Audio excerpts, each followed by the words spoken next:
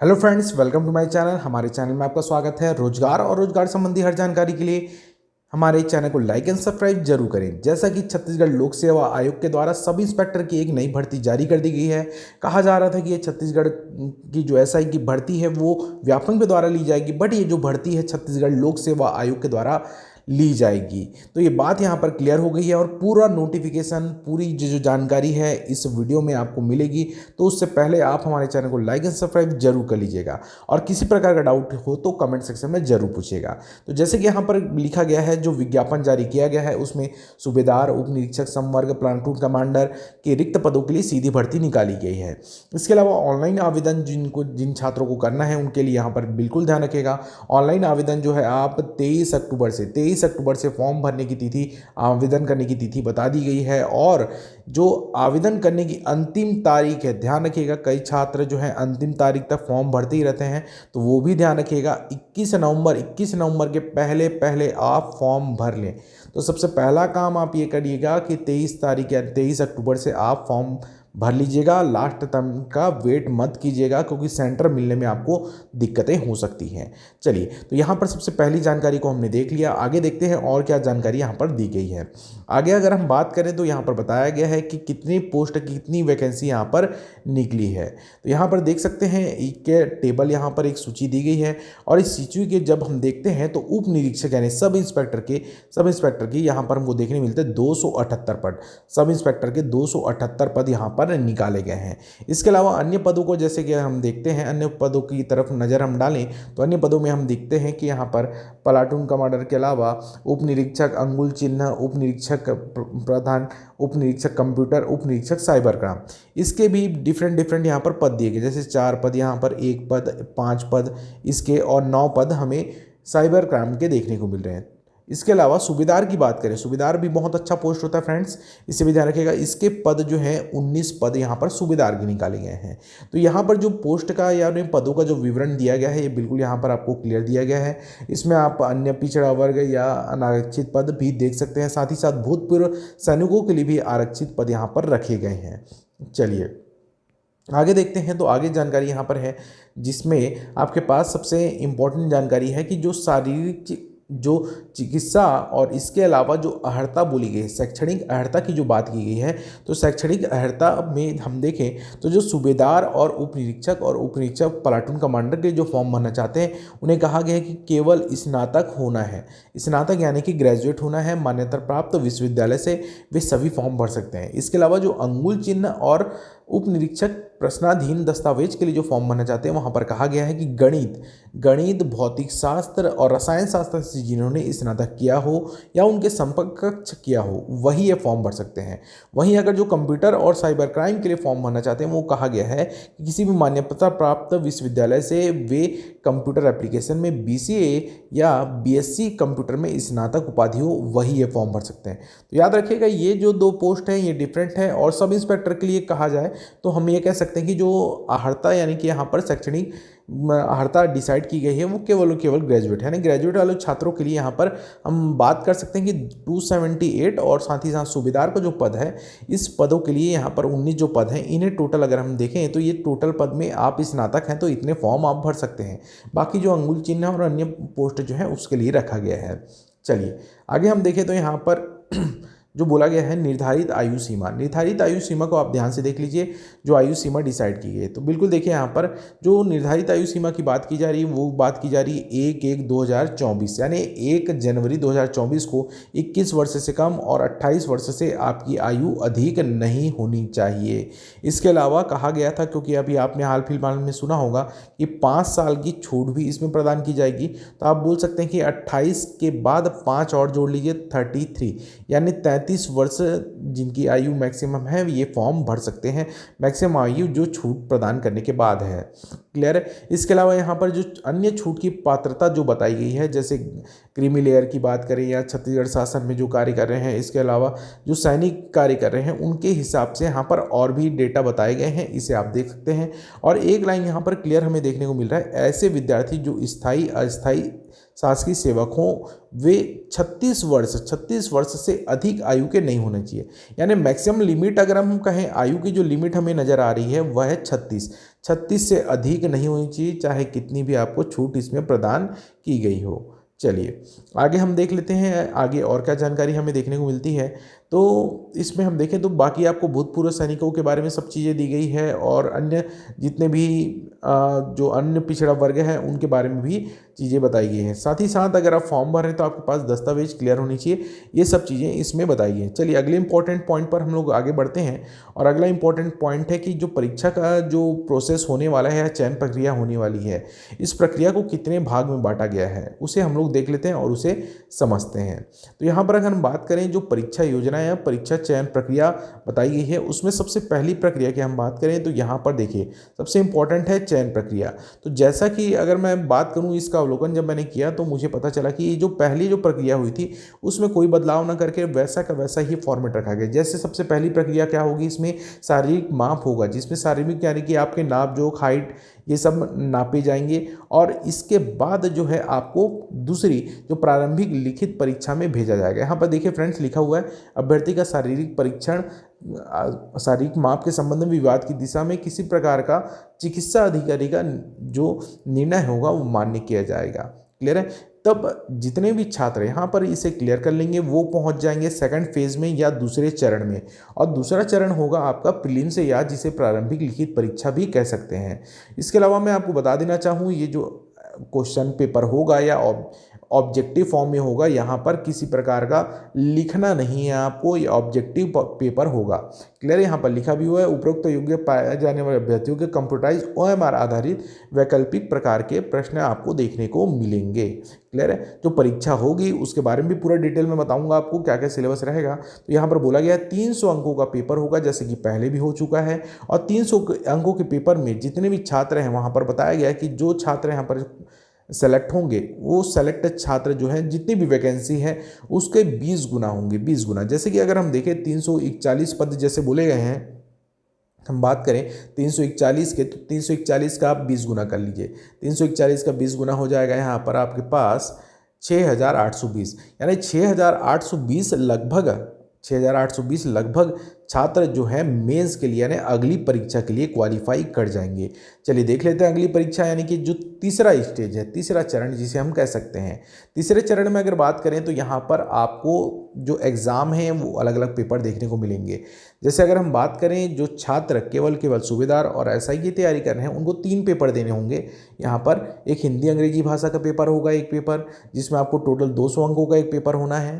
Clear है। ठीक। इसके अलावा अगर हम देखें तो यहाँ पर 200 अंकों के अलावा आप देख सकते हैं कि सामान्य ज्ञान का एक पेपर होना है, सामान्य ज्ञान का, ये भी 200 अंकों का होगा। इसके अलावा एप्टीट्यूड टेस्ट है वो भी 200 अंकों का होगा। तो यहाँ पर अगर हम बात करें तो ये जो 3 पेपर है, यह जो 3 परीक्षाएं हैं, ये 3 परीक्षा अनिवार्य रूप से होगी। इसके अलावा अगर हम बात करें जो अंगुल और इसके अलावा प्रश्नाधीन दस्तावेज या बोलना चाहिए जो कंप्यूटर वाले जो छात्र हैं या क्राइम ब्रांच वाले जो छात्र हैं उनके लिए 2 पेपर अलग आपको देखने को मिल रहे हैं। वो विज्ञान का एक पेपर देंगे और कंप्यूटर विज्ञान की परीक्षा उनको अलग देनी होगी। क्लियर है। तो जैसे मैंने बताया कि ये 3 पेपर कंपलसरी हैं, क ख ग जो आप देख रहे हैं ये 3 पेपर यहाँ पर कंपलसरी हैं। इसके बाद 2 जो पेपर हैं वो जो अंगुल वाला जो चॉइस करेंगे उन छात्रों के लिए ये रहेगा। क्लियर है। ठीक। चलिए इसके बाद अगर हम देखें तो चौथा जो चरण होगा, इसमें जो चयन प्रक्रिया आगे बढ़ेगी उन्हें अगले स्टेज में भेजा जाएगा, और अगला स्टेज हमें देखने को मिलेगा क्या, शारीरिक दक्षता सबसे इंपॉर्टेंट है, क्योंकि अगर आप पुलिस भर्ती में जा रहे हैं तो शारीरिक दक्षता आपके लिए बहुत ज़्यादा इंपॉर्टेंट हो जाती है। तो यहाँ पर बोला गया है कि जो शारीरिक दक्षता में जितने भी छात्र शामिल होंगे उनका जो अंक है 300 अंक रखे जाएंगे, 300 अंक। अब देखिए फ्रेंड्स यहाँ पर एक बात ध्यान दीजिएगा, जो आपकी प्रीलिम्स का जो टेस्ट होगा ना, प्रीलिम्स की जो परीक्षा होगी, प्रारंभिक लिखित परीक्षा, ये वाली जो परीक्षा होगी ये क्वालिफाई नेचर की, यानी कि इसमें केवल पास होना है आपको। यहाँ पर ये मार्क्स नहीं जुड़ेगा, आपके जो मार्क्स जुड़ने चालू होंगे वो होंगे मेंस की परीक्षा से, यानी ये जो क ख ग वाला जो पेपर होना है ये मार्क्स आपको जुड़ेंगे, और अगला मार्क्स जो जुड़ेगा आपका वो जुड़ेगा शारीरिक दक्षता का। तो जैसे शारीरिक दक्षता में आप देख सकते हैं लंबी कूद के 60 अंक हैं, ऊंची कूद के, गोला फेंक के 100 मीटर और 1500 मीटर, इसके सभी के 60 अंक यहाँ पर दिए जाने हैं। क्लियर है। और यहाँ पर भी बता दिया गया है कि उप निरीक्षक कंप्यूटर और उप निरीक्षक जो साइबर क्राइम के लिए हैं उनके केवल एक क्वालिफाई होंगी, याद रखिएगा ये मार्क्स आपके लिए अगर सब इंस्पेक्टर और सूबेदार के लिए कर रहे हैं तो वो इंपॉर्टेंट है, बट बाकी अगर हम बात करें उप निरीक्षक और उप निरीक्षक साइबर क्राइम के लिए तो क्वालिफाई यहाँ पर अंक रखे जाएंगे। इसके अलावा बोला गया है कि जिनका साक्षात्कार यानी आगे जो इंटरव्यू के लिए जाएंगे वो कहा जा रहा है कि शारीरिक दक्षता में कम से कम 30% अंक लाने जरूरी, यानी अगर 300 अंक का शारीरिक दक्षता हो रहा है तो उसका 30% लाना जरूरी। 30% यानी कितना हो जाएगा आपके पास 90 अंक। 90 अंक आपको लाना ही लाना है 300 में। 300 में अगर 90 अंक नहीं आता तो आप साक्षात्कार के लिए आगे नहीं बढ़ पाएंगे, अनुत्तीर्ण घोषित यहीं पर कर दिया जाएगा। क्लियर है। जैसे ही आप यहाँ पर सारी दक्षता क्लियर कर लेते हैं तो यहाँ पर आप पहुँच जाते हैं साक्षात्कार के चरण में, इंटरव्यू के चरण में। और इंटरव्यू यहाँ पर होगा 100 अंकों का, 100 मार्क्स का इंटरव्यू होना है। क्लियर है। तो ये कह सकते हैं कि साक्षात्कार आपका एक सबसे अंतिम चरण आप कह सकते हैं। इसके अलावा यहाँ पर कहा गया है कि 10 अंकों का एक बोनस भी दिया जाएगा। जो खेल से या किसी प्रकार के मेरिट सूची में यहाँ पर आते हैं उनको यहाँ पर कुछ बोनस अंक देने की बात भी, 10 अंक बोनस देने की बात कही गई है। इसके बाद जो प्रक्रिया है जो सब इंस्पेक्टर या पीएससी के द्वारा जो करनी है वो प्रक्रिया आगे बढ़ जाएगी। क्लियर है। चलिए अब मैं आपको सिलेबस के बारे में पूरी जानकारी यहाँ पर दिखा देता हूँ। सिलेबस भी बिल्कुल यहाँ पर डिटेल में दिया गया है, यहाँ पर किसी प्रकार का ऐसा नहीं है जो आपको समझ में ना आए। तो जैसे मैंने कहा कि एक प्रीलिम्स का एक पेपर होना है, प्रीलिम्स का एक पेपर होना है। प्रीलिम्स का पेपर होगा 300 अंकों का और इसमें होंगे कितने प्रश्न, 100 प्रश्न आपको देखने को मिलेंगे। यहाँ पर आप देख सकते हैं आपके पास सबसे पहले होगा सामान्य अध्ययन। सामान्य अध्ययन की बात करें तो कुल 35 प्रश्न 105 अंकों के होने वाले हैं, जिसमें भारत का इतिहास यानी इतिहास, भूगोल, संविधान, विज्ञान प्रौद्योगिकी, भारतीय कला दर्शन, इसके अलावा समसामयिक घटना, करंट अफेयर के प्रश्न पूछे जाएंगे। यानी जो सीजीपीएससी का जो एग्जाम दिए होंगे आप, तो आपको पता होगा जो सिलेबस रहता है वही कॉमन सिलेबस यहाँ पर देखने को आपको मिल रहा है। इसके अलावा अगर हम देखें तो छत्तीसगढ़ का सामान्य ज्ञान, जिसमें आपको 25 क्वेश्चन देखने को मिलेंगे छत्तीसगढ़ के सामान्य ज्ञान से भी। क्लियर है। चलिए अगला देखते हैं हम। इसके बाद आप देखें तो कंप्यूटर के बारे में आपको प्रश्न पूछे जाएंगे। कहा गया है कंप्यूटर के जो केवल 5 प्रश्न होंगे जिसमें आपको 15 अंक मिलेंगे।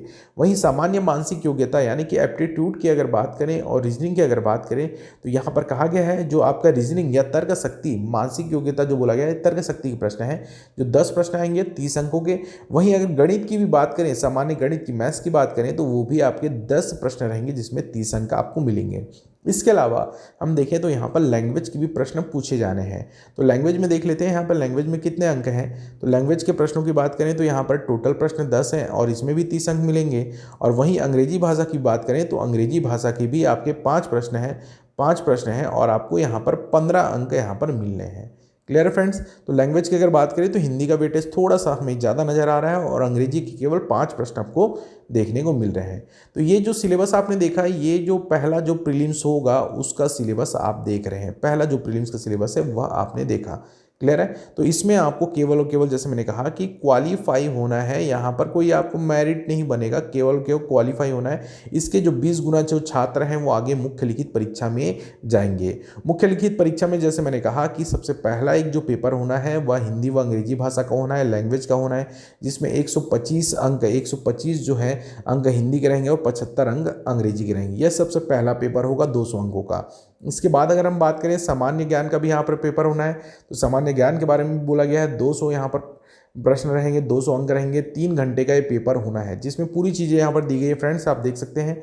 यहाँ पर सामान्य विज्ञान आपको पूछा जाएगा, इतिहास आएगा, भूगोल आएगा, स्वतंत्रता के बारे में भी जानकारी यहाँ पर पूछी जाएगी, राजनीति, और इसके अलावा छत्तीसगढ़ के बारे में भी यहाँ पर पूछा जाएगा। यानी दूसरा जो सेकंड पेपर जो होना है उसमें सारी चीज़ें यहाँ पर इंक्लूड की गई हैं।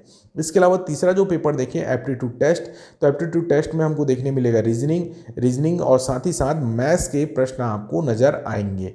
मैथ्स के अगर प्रश्नों की बात करें तो 2 घंटे में आपको ये पेपर सॉल्व करना है। तो यहाँ पर देखिए जो 3 पेपर की बात कर रहे हैं तो सबसे पहला पेपर 2 घंटे का है। सेकंड पेपर की अगर बात करें ये जो जीएस वाला पेपर है ये 3 घंटे का है और मैथ्स के जो टाइम दिए गए हैं ये 2 घंटे का दिया गया है। यानी सभी के लिए टाइमिंग एक इक्वल नहीं है, इस बात का ध्यान रखिएगा। 200 अंकों का पेपर होना है। इसके अलावा जो छात्र अंगुल निरीक्षक और अन्य पदों के लिए या साइबर क्राइम के लिए जो फॉर्म भर रहे हैं उनके लिए यहाँ पर सिलेबस थोड़ा सा अलग दिया गया है। यहाँ पर इस नोटिफिकेशन में सीजीपीएससी की वेबसाइट में जाकर आप ये पूरे नोटिफिकेशन को फुल नोटिफिकेशन को आप देख सकते हैं। पूरी जानकारी यहाँ पर दी गई, जैसे कि यहाँ पर अंगुल निरीक्षक के लिए भी दिया गया है और साइबर क्राइम के लिए भी दिया गया है। यहाँ पर कंप्यूटर का पूरे डिटेल दी गई, क्या क्या इसमें पूछा जाना है। क्लियर। तो यहाँ पर हमने देख लिया फ्रेंड्स कि जो आपकी पूरी जानकारी है एग्ज़ाम फॉर्म भरने की, उसके लिए यहाँ पर बताया गया, पूरी जानकारी को हमने डिस्कस कर लिया। और आपको फॉर्म कहाँ से भरना है वो भी मैं बता दूँ एक बार आपको, www.psc.cg.gov.in में जाकर आपको फॉर्म भर लेना है। बिल्कुल ध्यान से फॉर्म भरेंगे फ्रेंड्स, किसी प्रकार की गलती आप ना करें, किसी प्रकार की गलती आपकी नहीं होनी चाहिए। फ़ोटो वोटो ध्यान से, नए जो फ़ोटो हैं आप अपडेट कर लीजिएगा। सभी फॉर्म आपके क्लियर होने चाहिए, आगे जाकर आपको किसी प्रकार की दिक्कत नहीं होनी चाहिए। क्लियर है, ठीक। इसके अलावा किसी को किसी प्रकार का डाउट हो तो बिल्कुल आप कमेंट सेक्शन में पूछ सकते हैं और आप अपनी तैयारी करते रहिए। अगला जो वीडियो आपको देखने मिलेगा यहाँ पर, अगला जो वीडियो हम बनाएंगे उस वीडियो में पूरी की पूरी जानकारी डिस्कस करेंगे कि आपको सब इंस्पेक्टर की तैयारी कैसे करनी है, क्या आपका स्ट्रेटेजी होना चाहिए, कैसे ये एग्ज़ाम आप क्वालिफाई कर सकते हैं। ठीक है फ्रेंड्स, तो मिलते हैं नए वीडियो में नई जानकारी के साथ। धन्यवाद, बाय बाय।